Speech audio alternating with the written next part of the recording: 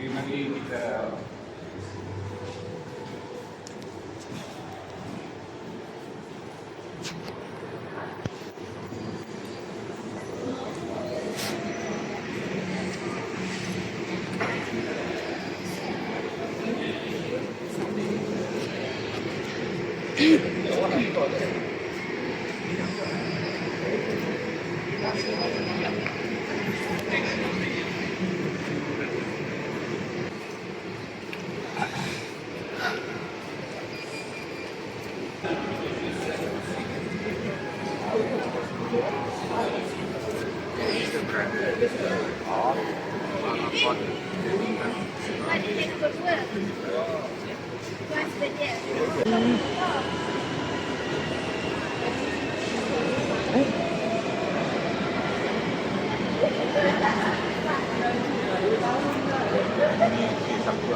Sabtu yang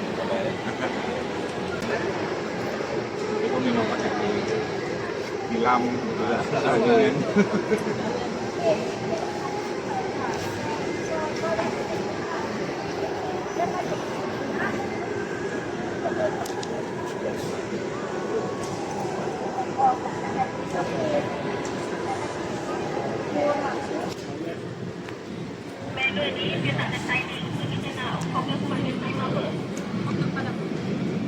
Taksi ada cik kalau nak cepat.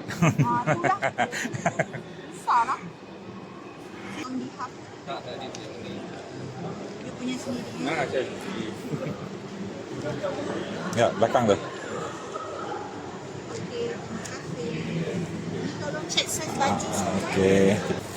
Jadi kita ambil resip untuk besok 21 km. Harap boleh habis dalam 24 jam. Bye.